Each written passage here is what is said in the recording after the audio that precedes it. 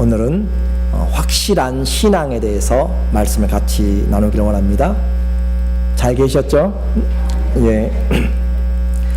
주의 은혜 안에서 함께 만나고 또 말씀을 대한다는 것은 너무 감사한 일인데, 세상을 살아가는 많은 사람들이 자기의 지혜대로 살아가요.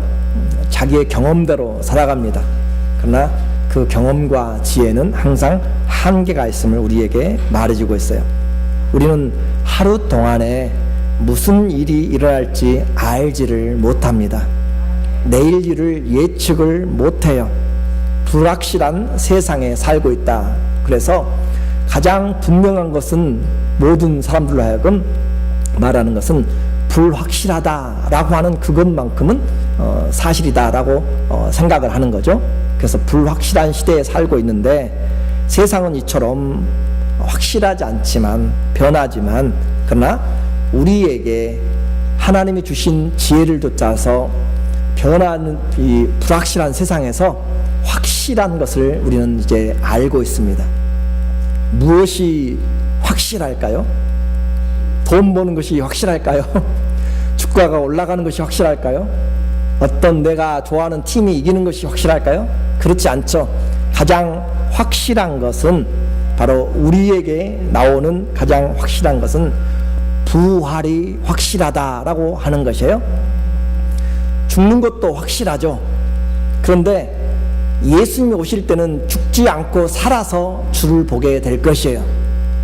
그래서 우리에게 정말로 확실한 것, 불확실한 세상에서 모든 확실한 것은 부활한다는 것. 우리는 다 악한 자나 선한 자나 다 부활을 하게 됩니다. 그래서 부활은 죽음보다도 더 확실한 거예요. 이 자리에 계신 분들 죄송합니다만, 예수님이 안 오신다면 모두가 다 이 땅을 떠날 거예요. 그렇죠? 제가 단언하고 확신하건대 우리는 이 땅에서 다 떠나게 돼요. 그런데 그보다도 더 확실한 것이 뭐라고요? 부활한다라고 하는 사실이에요. 그러면 한번 생각을 해보아야 되죠. 그처럼 정확하게 죽음보다도 더 확실하게 부활이 있다면, 오늘 우리는 그 부활을 잘 준비하며 살아야 될 필요가 있는 것이죠.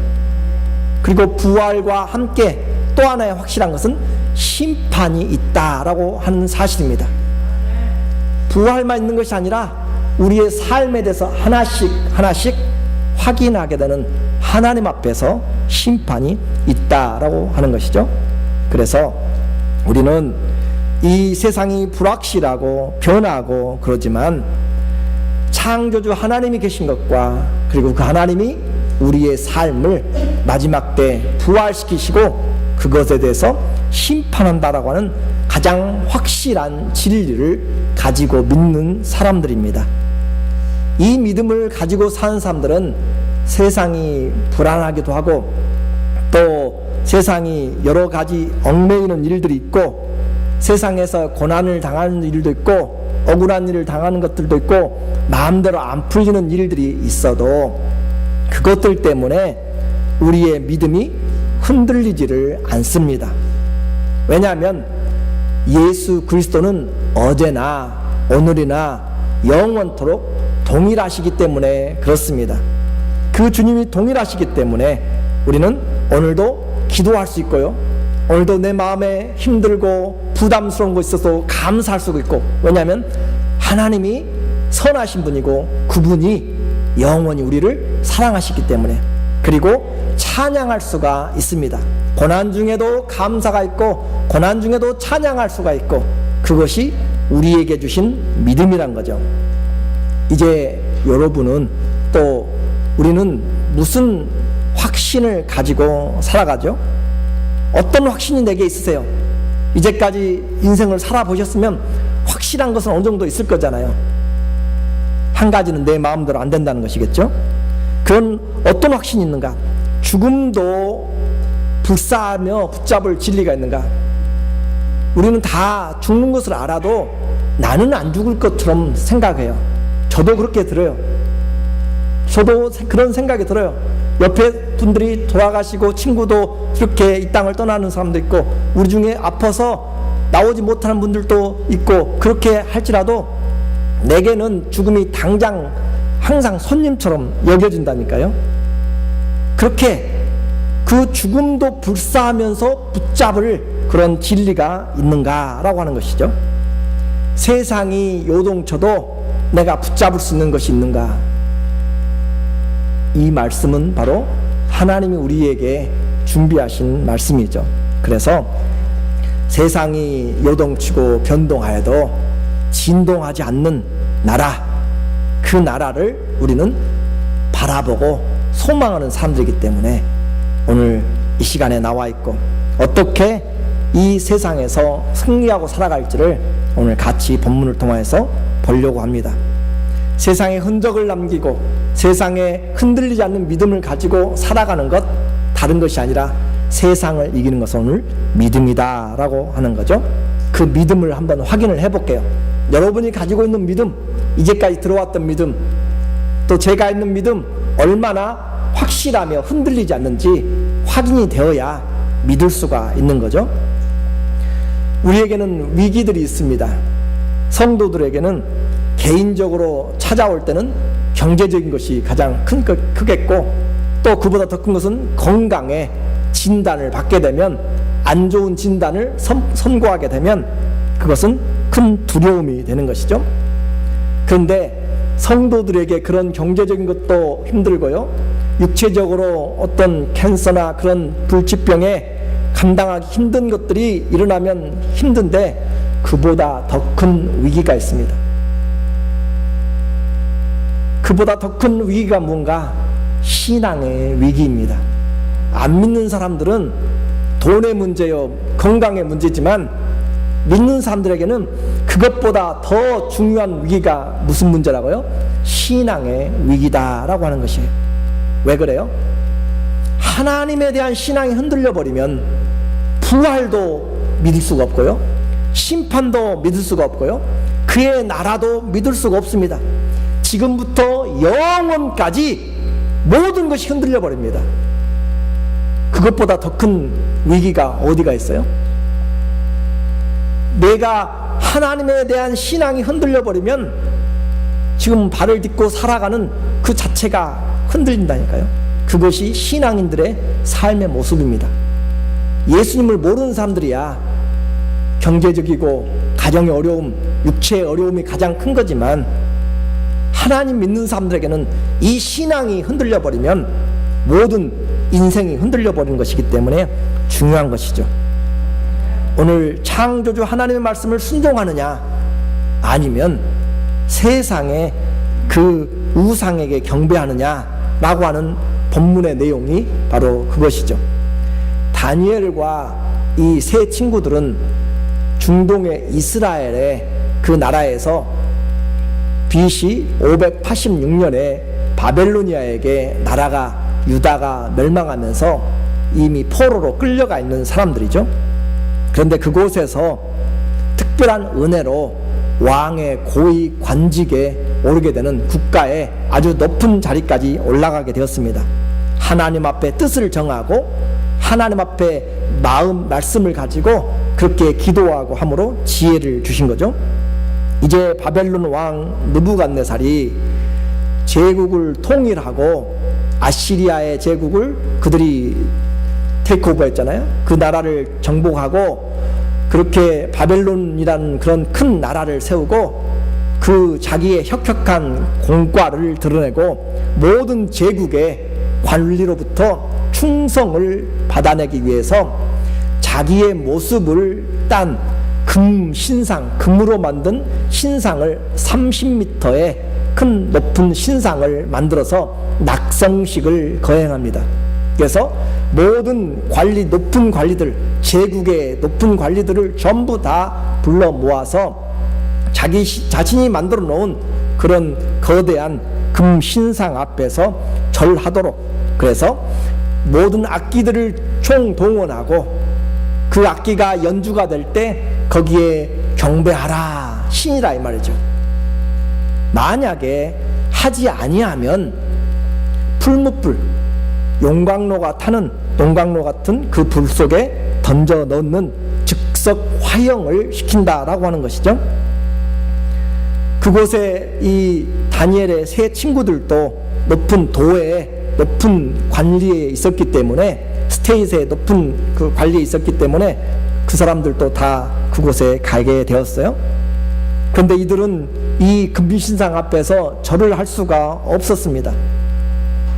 그래서 그 친구들을 시기하는 자들이 참소를 해요. 참소한다 라고 하는 그 말의 뜻은 찢어서 먹었다라는 뜻이에요. 우리가 어떤 사람을 비난하고 시기하고 질투하고 참소할 때 우리의 혀로, 우리의 말로 그 사람을 갈기갈기 찢어놓은 거잖아요. 그 사람 나쁜 사람이니, 그 사람 말도 하지 마, 얼마나 속이 안 좋고 마음이 좁고 얼마나 나쁜지 하면서 참소하고, 그렇게 하는 것은 혀로 그 사람을 찢어놓은 것이기 때문에 원문의 뜻은 찢어서 먹었다, 혀로 살해하다, 희생하다 라고 하는 그런 뜻이 있습니다. 그래서 그 유대인들이, 포로된 유대인들이 높은 관직에 올라가 있기 때문에 그것을 시샘하는 자들이 그들을 참소해서 바벨론의 왕 느부갓네살이 그들을 직접 신문을 하게 돼요. 15절의 말이죠. 왕이 불렀습니다. 이제라도 너희가 예비하였다가 언제든지 나팔과 피리와 수금과 사명금, 세 줄로 된 거죠. 양금과 생황과 및 모든 악기를 듣거든 내가 만든 신상 앞에 엎드려 절하면 좋거니와, 너희가 만일 절하지 아니하면 즉시 너희를 극렬히 타는 풀무 가운데 던져 넣을 것이니, 능히 너희를 내 손에서 건져낼 신이 어떤 신이겠느냐, 건져낼 신이 어떤 신이겠느냐라고 그렇게 이미 집어넣어야 되는데, 고위 관직에 있고 이들의 지혜가 얼마나 뛰어난지를 이미 테스트를 하고 임명을 했기 때문에 이 느부갓네살 왕이 한 번 더 기회를 주는 거예요. 거기만 해도 얼마나 감격한 것이에요.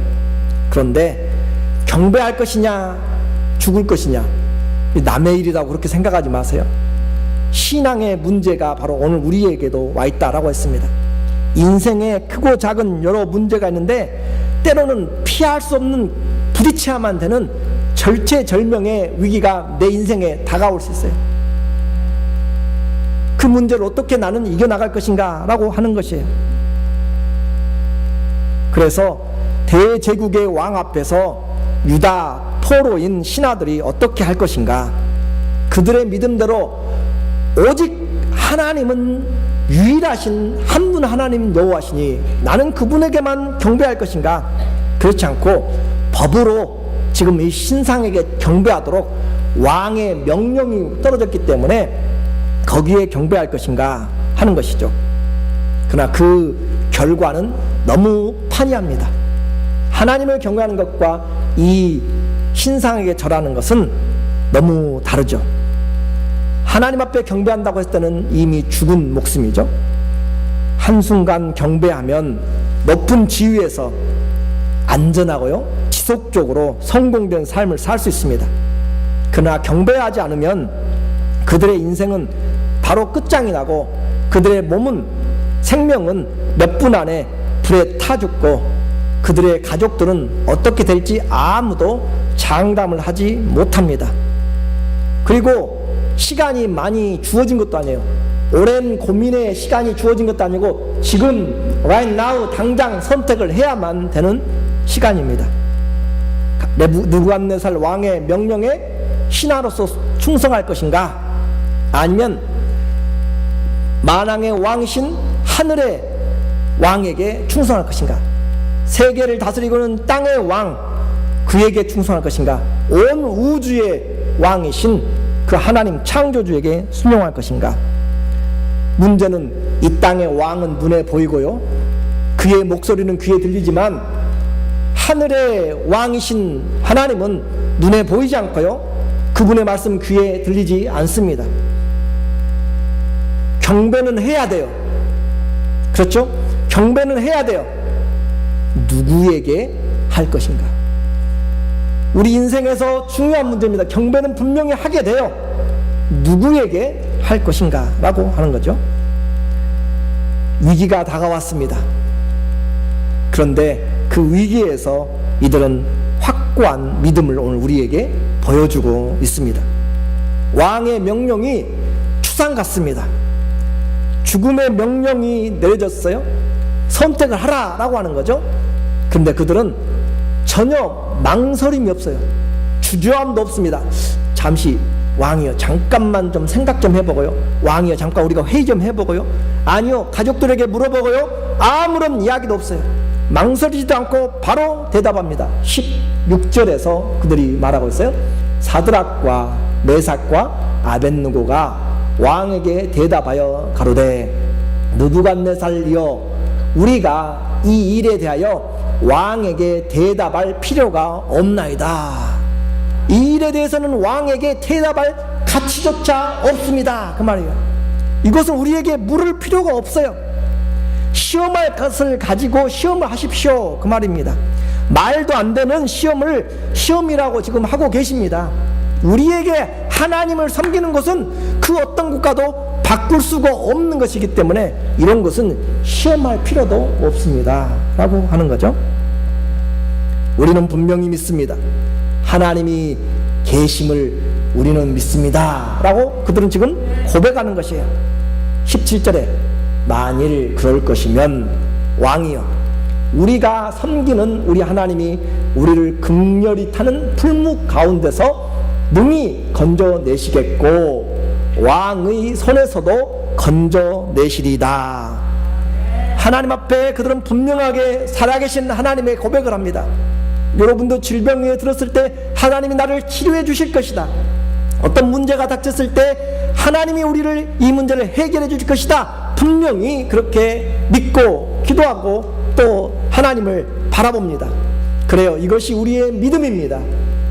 그런데 거기까지만이 믿음이 아니라 오늘 그 뒤에 나오는 것이죠.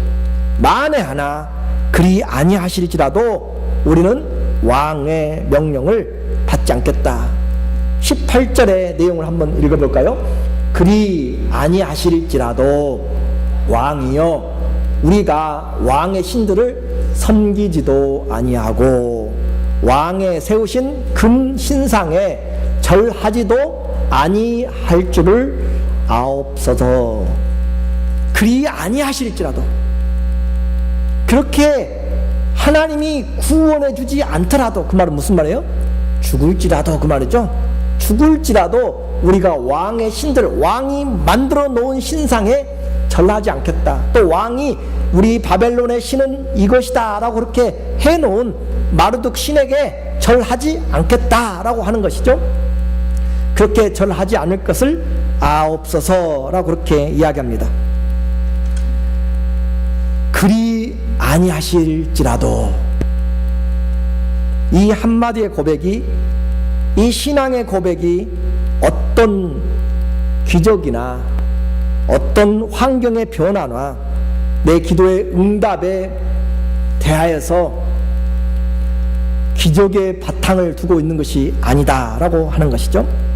사람들이 조롱하고 나라의 법이 어떻든지 간에 기적이 일어나지 않든지 상관이 없이 그리 아니하실지라도 우리의 신앙의 고백은 보이는 것, 잠시 있다가 없어져 버릴 것, 그 왕의 명령은 그 왕이 죽으면 사라질 것입니다. 그 금신상도 다른 제국이 오면 깨뜨려서 없애버릴 것이에요. 사담 후세인의 동상도 있었지만 그들에게 전쟁이 그들이 패하했을 때 자기의 민족들이 그걸 끄집어내려서 다 두동강에 내고 없애는 것을 우리는 보았잖아요. 제국이 영원할 것 같아도 왕의 명령이 계속될 것 같아도 시간이 지나고 나라가 바뀌고 사람이 바뀌고 환경이 바뀌면 영원하지 않습니다. 그래서 사람들이 온갖 말로 무엇을 하든지 믿음의 근거는 사람들의 말도 이 땅에 세워진 어떤 법도 아니라는 것이죠. 우리의 믿음의 근거는 우리 생각이나 보여지는 것들이 아니라 하나님의 진리의 말씀인 성경이 그 성경에서 우리에게 증거하고 있는 하나님이 우리에게 믿음의 근거가 됩니다. 그 하나님이 우리의 믿음의 근거가 될 때 우리는 흔들리지 않는다라고 하는 거죠. 그리 아니하실지라도, 이 말은 바로 주님이 우리에게 행하시고 또 앞으로 행하실 모든 계획에 대해서 전적으로 순종하는 것을 이야기합니다. 그리 아니하실지라도, 그 말은 사는 것도 주님 앞에 내가 맡기는 것이고 이 땅을 떠나는 것도 주님 앞에 맡기는 것입니다. 다만 우리가 기도하면서 내가 사는 것이 주님에게 더 영광이 되는 일이면 살아야 될 것이고, 내가 여기서 떠나는 것이 더 영광이 될 것이면 떠나는 것이 유익이라, 사는 것과 죽는 것이 다 주의 영광을 위하여서 그렇게 하는 것이 신앙인이 따르는 것이죠. 그것이 바로 교회의 역사를 이끌어온 것입니다. 오늘 우리는 생각을 해 보아야 되죠. 사드락과 메삭과 아벳느고는 말하고 있어요. 왕이시여, 하나님이 이 위기 속에서 기적을 행하지 않고 우리를 죽음에 내버려 둔다 할지라도 변할 것은 하나도 없습니다. 우리의 주님은 오직 하나님 한 분이십니다. 우리는 그분만 섬깁니다. 내 기도대로 응답되지 않더라도, 그리 아니하실지라도 변함없이 주님을 사랑하는가, 그것이 오늘 우리에게 말하는 것이에요. 내 질병에서 내가 헤어나지 못하고 떠날 수도 있습니다. 이 문제가 내가 눈 감기 전에 해결되지 않을 수도 있어요. 나에게는 정말로 중요하다고 생각했는데 그 일이 틀어질 수도 있습니다. 그와 같은 때에도 우리의 믿음의 대상은 하나님이십니다. 그러므로 이들의 믿음의 고백은 생명보다, 자기의 생명보다 더 중요하게 진리이신, 창조주이신 그 하나님을 사랑하는 것에 그들의 모든 믿음의 고백을 두었습니다. 이것이 진짜 신앙입니다. 이 사람만 그랬어요? 에스더는 여인이었고 그는 왕후였죠. 그 왕의 부인도 죽으면 죽으리다 라고 하는 고백을 통하여서 왕비의 자리가 그의 생명을 보존해주지 못해요. 죽으면 죽으리다 라고 고백하면서 그가 금식기도 하고 그 남편 앞에 나가는 거잖아요. 유대의 구원을 위하여서. 성경에서만 이와 같은 사람들, 그리 아니하실지라도 목숨을 걸고 신앙하는 사람들이 있었는가? 아니요. 교회 역사에도 많이 있었고 한국의 기독교 신앙에도 많이 있었습니다. 이와 비슷한 일이 일제시대 때 신사 참배로 있었죠. 일본의 천조 대신에게 신궁을 향해 경배하는 것을 말하죠. 그 일에 반대하는 주기철 목사님, 또 손양원 전도사를 포함해서 신사 참배를 반대하는 그 사람들은 옥고를 치르고 순교를 당한 사람들이 많이 있었습니다. 신앙은 하나님의 말씀을 어떻게 생각하느냐에 따라서 때로는 죽음도 내어놓는 것이죠. 각오하는 것이에요. 일사각오의 신앙입니다. 그 한 번 죽는 것을 어떻게 살 것, 무엇을 위해서 죽을 것인가. 주기철 목사님이 1944년 4월 순교 당하기 전에 일제 그 경찰서에서, 감옥에서 한번 풀려나게 됩니다. 그래서 일본 경찰의 마지막 유혹이었죠. 고문과 감금으로 거의 죽게 된 주목사를 풀어서 가족들을 보게 하고 또 교회를 봄으로써 회유를 하기 위함이죠. 지속적으로 고문만 계속한다고 해가지고 대답하지 않던 사람이 돌아서지 않잖아요. 고문하다가 유화책을 써가지고 따뜻한 커피도 주고 목욕도 좀 하게 하고 자유도 좀 주고, 그렇게 했을 때 마음이 다시 그 더러운 곳으로, 다시 그 고난으로 들어가기를 싫어하는 거죠. 그런 것처럼 일본이 마지막에 유혹을 하는 것이죠. 사랑하는 어머니와 자녀와 아내를 만나도록, 당신을 위해서 기도하고 있는 교회 성도들을 만나도록 그렇게 풀어주는 거죠. 그래서 대구 경찰서에서 풀려나 평양으로 오던 그날은 마침 주일이었습니다. 바로 그날 주기철 목사는 그 유명한 5종목의 기도를 설교를 했어요. 무서운 고문과 오랜 수감 생활로 그의 육신은 말할 수 없이 쇠잔하였지만 거기서 나오는 목소리는 하나님의 말씀을 준비하고 또 그 말씀을 듣기 위해서 그 인근 근처에서 입추의 여지가 없이 그 삼정연 교회를 채웠습니다. 그들만 채운 것이 아니라 평양과 대동과 선교리의 새 경찰서의 형사대가 교회 안팎을 포진하고 있는 가운데 주기철 목사는 십자가의 죽음을 앞에 둔 주님의 겟세마네의 그런 마음으로 자기의 닥칠 순교를 예견하는 마지막 5종목 5가지의 기도 제목에 대해서 설교를 합니다. 첫째, 나의 기도는 죽음의 권세를 이기게 하여 주옵소서입니다. 나는 지금 바야흐로 죽음에 직면하고 있습니다. 그러나 이 죽음이 무서워 내가 의를 버리고 이 죽음을 면하려고 내 믿음을 버리지 않게 주님 붙들어 주시옵소서.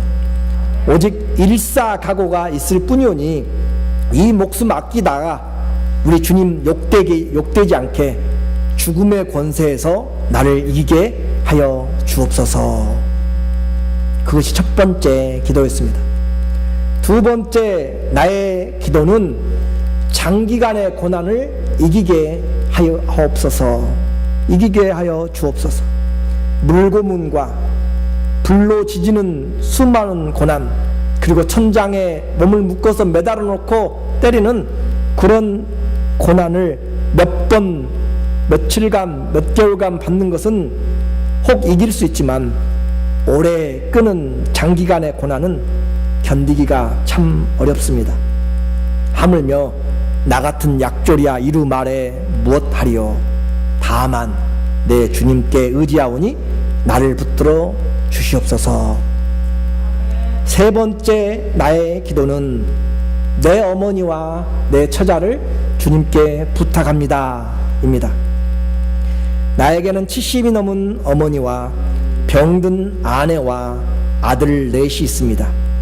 어머니를 모셔야 하는 자식으로서의 의무도 지중하고 한 남편과 아비된 책임도 무거워 더욱 괴롭습니다.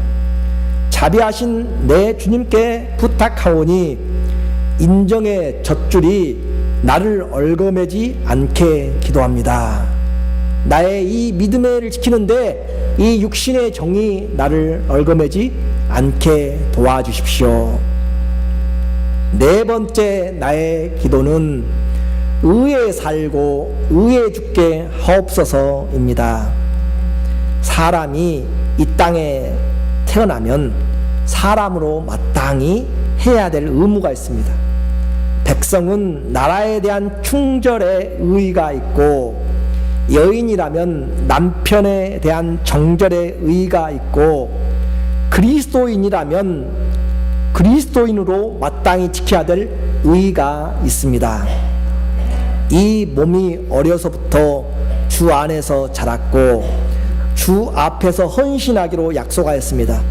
오직 의에 살고 의에 죽게 하옵소서. 마지막 나의 다섯 번째 기도는 내 영혼을 주님께 부탁합니다 입니다. 옥중에서든 또는 사형장에서든 내 목숨 끊어질 때 내 영혼을 받아 주시옵소서. 주님이 지신 십자가를 붙잡고 내가 쓰러질 때 내 영혼을 받아 주시옵소서. 주님이 지신 십자가를 붙잡고 내가 쓰러질 때 내 영혼을 주님께 의탁합니다. 이것이 그가 마지막으로 했던 설교 5 종목의 기도입니다. 그리고 그는 다시 수감되어서 1944년 4월 21일 해방을 1년 4개월 앞두고 감옥에서 순교를 하게 됩니다. 하나님은 우리의 신앙에 대해서 분명한 결정을 이야기합니다. 모든 사람이 이와 같이 죽음을 걸라라고 하는 것은 아니에요. 그러나 그런 하나님에 대한 신앙은 내가 그 자리에 있든지 없든지 우리는 하나님보다 더 중요한 것이 없다는 것은 그 고백이 없이는 주님을 따를 수가 없고 주님을 믿는 것이 아닙니다. 하나님에 대한 신앙은 분명해야 됩니다. 어떤 상황이든지 어떤 때에도 확고해야만 되는 것이죠. 오늘 본문에 느부갓네살 왕의 회유와 기회를 이런 지하에 단칼에 잘라버린 하나냐, 미사엘, 아사랴, 히브리 이름이죠. 그들이 단칼에 잘라버리고 오직 믿음을 고백했을 때 그들을 기다리고 있는 것은 평소보다도 7배나 더 뜨거운 풀무불입니다. 7배라는 것은 숫자적으로 딱 7배가 아니라 최고의 숫자를 이야기하는 거죠. 그들이 최고로 뜨겁게 할 수 있는 것에 그 각오로 그렇게 불을 기다리고 그렇게 만들었죠. 타오르는 풀무불이었습니다. 19절에 보니까 느부갓네살이 분이 가득하여, 그렇죠? 제국의 왕에게 일개 신하들이 지금 대적을 하고 있는 거죠. 사드락과 메삭과 아벳느고를 향하여 낯빛을 변하고 명하여 이르되 그 풀물을 뜨겁게 하기를 평일보다 7배나 뜨겁게 하라 하고, 이미 이들은 왕에게 대답할 때 죽음을 각오했습니다.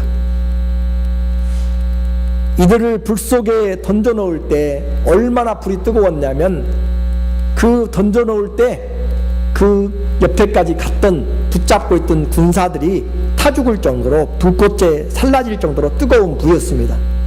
22절에 보니까 왕의 명령이 엄하고 풀무가 심히 뜨거움으로 불꽃이 사드락과 메삭과 아벳느고를 붙든 사람을 태워 죽였고 이 세 사람은 결박된 채 극렬히 타는 풀무 가운데 떨어졌더라. 그렇게 해서 그들은 이제 그 불 속으로 떨어졌습니다. 들어가면 순식간에 타서 죽게 되는 것이죠. 그런데 웬일이죠? 분명히 4명을 묶어서 결박시켜서 던져놓는데 그 세 사람이 풀어져서 돌아다니고 세 사람만이 아니라 또 다른 사람이 그 가운데서 함께 자유롭게 돌아다닌 것을 보게 됩니다. 불 속에서 신의 아들과 같은 사람이 돌보고 있는 것을 보게 되고 25절에 그들이 확인합니다.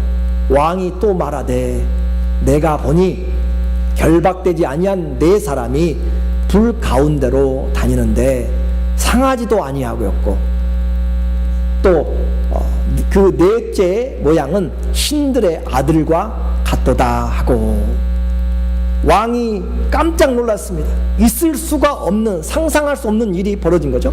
그래서 그 풀무 가까이 가서 그들을 나오라 라고 그렇게 불러내었어요. 나와서 보니까 그들은 아예 머리털 하나, 옷깃털 하나 탄 적이 없고 탄 냄새조차도 없습니다. 27절에 말이죠.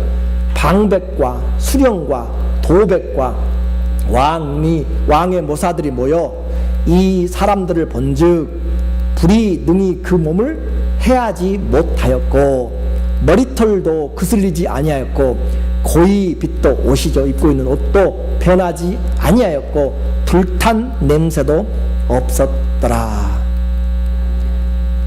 이와 같은 일은 하나님이 하신 것이고 하나님이 지켜주신 것이죠. 우리는 이 일을 통하여 이제 이 세 사람의 하나님을 왕이 앞을 나서서 선포하고 있습니다. 그래서 이전보다 그들의 지위를 더 높이고 만약에 이 유대의 하나님보다 하나님을 가볍게 이야기하거나 그들을 못 오가는 말 하거든 내가 그 집안을 다 거름더미로 만들어버리겠다. 29절과 30절에 그러므로 내가 이제 조서를 내리노니 각 백성과 각 나라와 각 방언하는 자가 무릇 사드락과 메삭과 아벳느고의 하나님께 설만이 말하거든 그 몸을 쪼개고 그 집으로 걸음터를 삼을지니 이는 이같이 사람을 구원할 다른 신이 없음이니라 하고 왕이 드디어 사드락과 메삭과 아벳느고를 바벨론 도에서 더욱 높이니라. 행복한 결말이라 좋은가요? 좋죠. 그런데 오늘의 메시지는 그것이 메시지가 아닙니다. 그리 아니하실지라도, 그들이 거기서 죽어간 자들이 믿음의 고백 때문에, 주기철 목사님이 순교한 것처럼 믿음의 고백 때문에 죽어간 수많은 사람들이 지금도 하늘 보좌 제단 밑에서 순교자들의 탄원하는 기도가 있음을 우리에게 요한계시록 6장에서 이야기를 하고 있습니다. 그리 아니하실지라도 그들은 그들의 신앙을 바꾸지 아니하였습니다. 내가 살아도 죽어도 주를 위해 살았다면 하나님 앞에서 우리의 인생은 해피엔딩입니다. 하나님의 뜻대로 살았다면 그것이 하나님이 우리를 위해서 예비하신 최고의 삶의 축복입니다. 결론적으로 말씀을 드립니다. 오늘날 공산권이나 이슬람 지역을 제외하면 우리의 신앙을 이처럼 죽음의 결단까지 몰고 가는 일은 거의 없습니다. 그런데도 불구하고 중요한 것은 내가 어디에 사느냐, 어떤 환경이냐보다 더 중요한 것은 내가 믿고 있는 하나님은 오늘 나를 편하게 하는 것에서, 사소한 이익 때문에 내가 그것에 대해서 거짓말하고, 사소한 이익 때문에 내가 주님의 교회를 섬기지 못하고, 내가 좀 불편하다고 주님을 좀 멀리하고 교회를 멀리하고 하는 그런 것들 때문에 오히려 우리는 시험 들 때가 많이 있습니다. 우리의 믿음이 흔들릴 때 나는 어떻게 살아가고 있는가 말하고 있는 것이죠. 내가 믿는 하나님은 어떤 환경보다도 뛰어나신 분이신가? 우리의 신앙이 흔들릴 때 오늘 말씀은 분명하게 이야기합니다. 시험이 들 때 오늘 말씀은 분명하게 이야기합니다. 우리가 이 말씀을 기억하고 현실의 안일함에서 이겨내도록, 인생의 가장 절박한 순간뿐만 아니라 우리의 그냥 사사건건 다가오는 그런 일들 가운데서도 우리의 믿음이 견고하다면 우리는 오늘 잘 훈련받은 사람은 내일도 잘 할 수 있습니다. 작은 일에 충성된 사람은 큰 일도 충성될 수 있습니다. 하나님 앞에 오늘 우리의 믿음은 위기가 크냐 적으냐의 문제가 아니라 내가 하나님을 얼마만큼 알고 있느냐, 얼마만큼 하나님을 말씀을 내가 듣고 섬기느냐, 순종 안에 달려 있습니다. 인생의 가장 절박한 순간에도 오직 주님만 경배하기를 원합니다. 주님을 사랑함으로 직장과 명예와 부와 권세와도 타협하지 않고, 심지어는 죽음도 두려워하지 않는 오직 주님을 사랑하는 변함없는 하나님의 사람들 되시기를 주의 이름으로 축원합니다. 에베소 6장 24절 읽고 마치겠습니다. 우리 주 예수 그리스도를 변함없이 사랑하는 모든 자에게 은혜가 있을지어다. 아멘. 다 같이 기도합니다. 한 1분 동안